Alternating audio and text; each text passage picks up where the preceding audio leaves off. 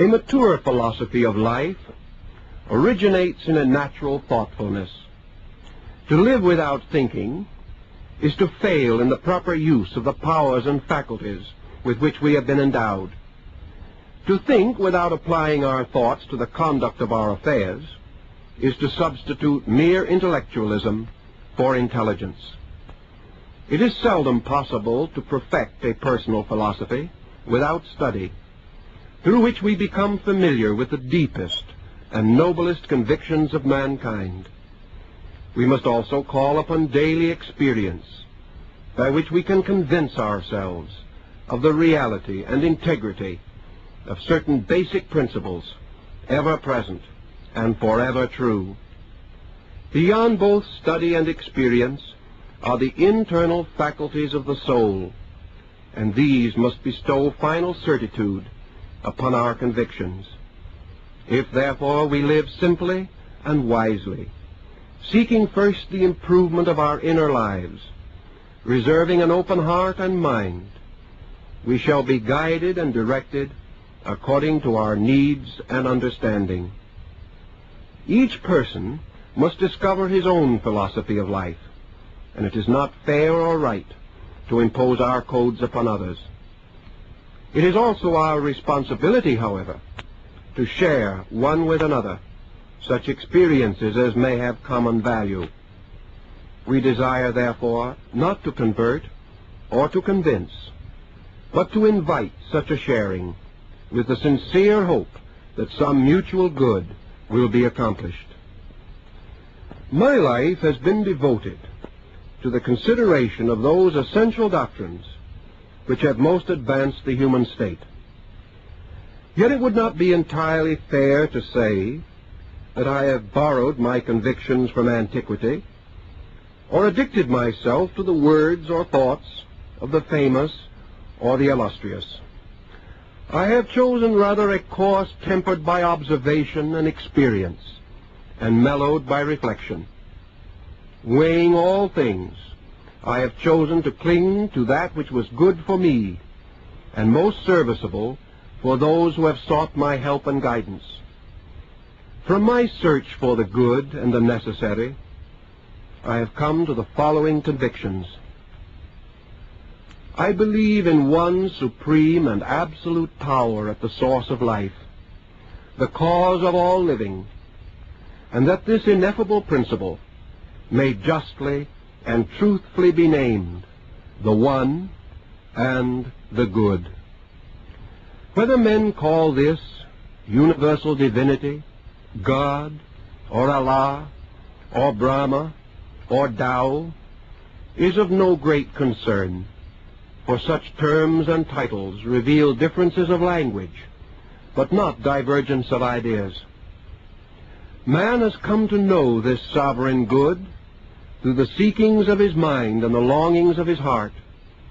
It seems to me, however, that believing in good, and in a God everywhere existing, and forever the source of wisdom, justice, truth, and love, we must in the end come to the realization that all the workings of this creative power are necessary, beautiful, and virtuous.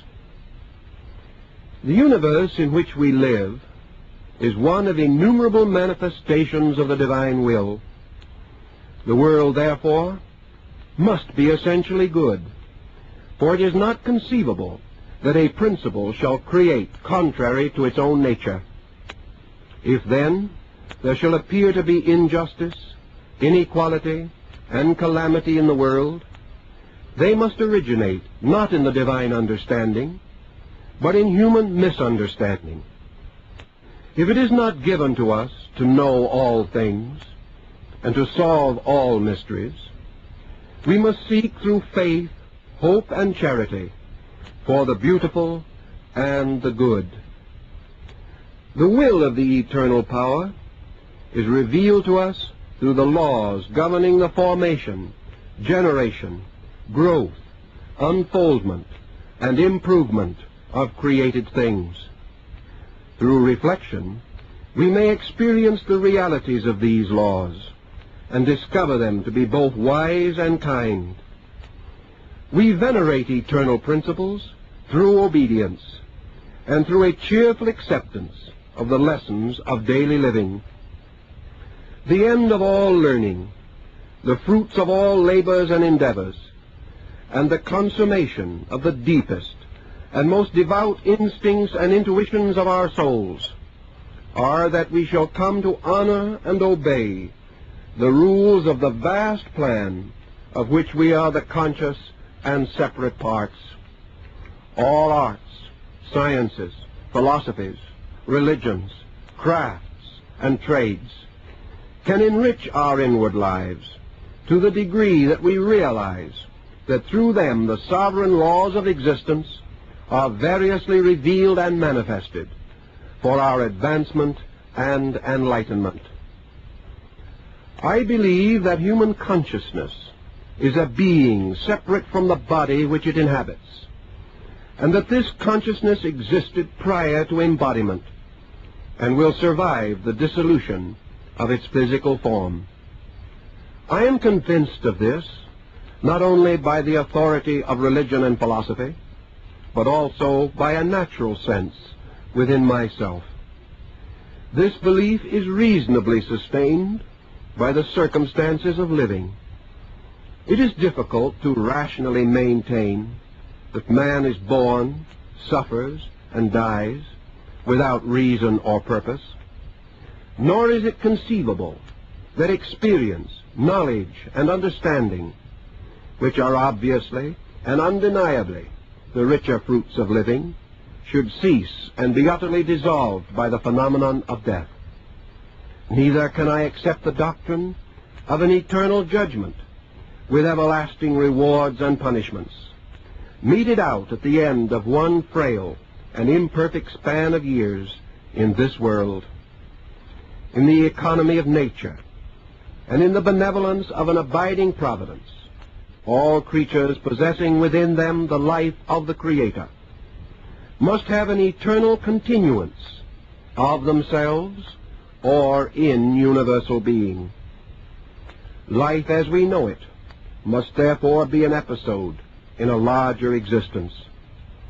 For this and other reasons, I believe in the doctrine of rebirth as a pattern of life most honorable for man, most suitable to things known and seen, and best calculated to reveal the eternal goodness of the sovereign being.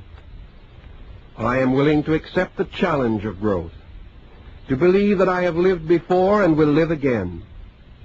My present state is the sum of my previous existences, and I am endowed with the powers and potentials of improvement by which I may advance my destiny according to my deserts and merits.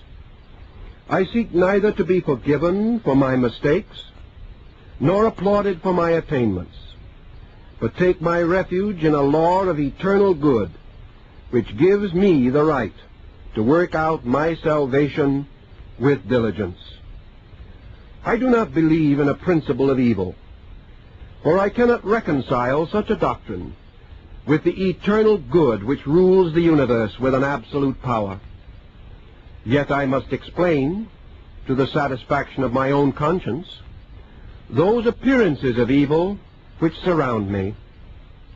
By experience and observation, I have satisfied myself that evil is another name for ignorance. Through ignorance, man becomes selfish, critical, and destructive. And from these abuses and misuses of his divine and natural resources, he causes corruption and discord in the way of life which he has fashioned. When man violates natural law or disobeys the code of his own kind, he brings upon himself certain retributions which appear to him to be unreasonable punishment. In the broad pattern of mortal existence, discord reveals the need for concord, selfishness, the need for unselfishness, cruelty, the need for kindness, and ignorance, the need for the tireless search after truth and beauty. Thus what we call evil is a servant of good, for it causes us in the end to depart from error and cling to reality. I believe in the inalienable right of every man and woman to worship his God and to seek truth according to the instincts and inclinations of his own heart and mind. Careful study has convinced me that all the great religions of the world, past and present, teach the same essential code of conduct. They all believe in the existence of a sovereign power or being. They teach in one way or another the immortality of the soul, and they affirm the ultimate victory of good over evil, light over darkness, truth over error. It seems to me that as the earth has many climates suitable for the development of living creatures, so faith may have many names, but named or nameless, comforts and inspires those of sincere spirit who seek the consolation of devout belief. I would therefore never seek to convert a man from his faith or to another, but rather would help him in any way that I can to find the richness and fullness of his own religion. In time he will realize that as one light can be manifested through many colors, so one truth can be sought and found through the several colors of sincere believing. It may happen, however, that different religions have advanced and specialized certain parts, tenets, and doctrines of the one and eternal religion. Therefore it seems to me that through the study of comparative religion we come nearer to the complete truth, which is the one and eternal faith. Conflict between beliefs, therefore, confuses and obscures man's natural instinct to worship the supreme good. For the same reason, I believe that all races and creatures are parts of one plan, and should not be regarded as in any way separate or distinct from that plan. All men, regardless of their races or nations, their colors or conditions, share one life, exist in one world, and are the children of one creating power. Therefore I shall measure a man not by his complexion, but by his works, and will decline to hold any attitude which disparages him because of circumstances arising from birth or social estate. I am assured by my own conscience that if I cannot find the good in myself and in my fellow man, I shall in no way discover it in space or beyond the stars. I sincerely believe that I have been endowed with faculties, powers, and perceptions, for the use of which I am morally responsible. It is my duty to myself, to my world, and to the eternal power by and in which I exist, to govern my temper, subdue my appetites, refine my emotions, inform my mind, and increase my understanding. Failure to advance these causes must leave me a victim to my own intemperances and expose me to the just censure of my associates. Because I am a conscious being, and not required to follow the immediate instincts and impulses of my disposition, I can be kind, just, gentle, forgiving, compassionate, and self-sacrificing, even under the most trying and difficult circumstances. Both by observation and experience, and by the testimony of the ages, I inwardly know right from wrong and good from bad. I may not attain to an absolute definition of these terms, but I understand them as they apply to me and to my own conduct. I cannot, therefore, claim to be wise, virtuous, or devout, unless by my actions I sustain such pretensions.